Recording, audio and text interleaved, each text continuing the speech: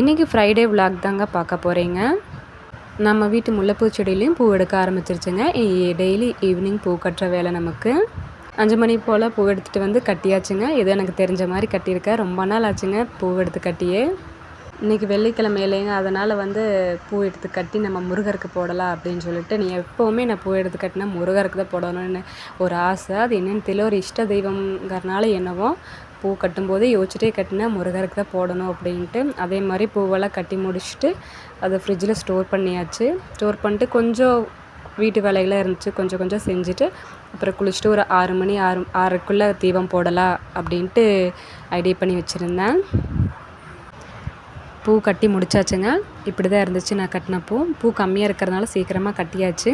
ரெகுலராக கட்டும்போது நீட்டாக வந்துடும் அப்படிங்கிற இதில் கட்டி எடுத்துட்டேன். இன்றைக்கி ஈவினிங் கொஞ்சம் பிரிஸ்காக இருந்ததால் பெண்டிங்கான ஒர்க்கெல்லாம் கொஞ்சம் கொஞ்சம் முடிச்சு வச்சுட்டு வீட்டு வேலைகளையும் பார்த்துட்டு ஒரு 6:30க்குள்ளே நம்ம தீபம் போடுறதுக்கு வந்தாச்சுங்க. கையால் கட்டிட்டு வந்த பூவை முருகருக்கு வச்சுட்டு தீபம் போட்டு நானும் பாப்பாவும் சாமி கும்பிட்டாச்சு. இதோட ஃப்ரைடே விலாக் முடிஞ்சுதுங்க. அண்ட் இந்த வீடியோ பிடிச்சிருந்தா கண்டிப்பாக லைக் பண்ணுங்கள். இன்றைக்கி தான் நம்ம சேனலை ஃபர்ஸ்ட் டைம் பார்க்குறீங்கன்னா சேனலை சப்ஸ்கிரைப் பண்ணி வச்சுக்கோங்க.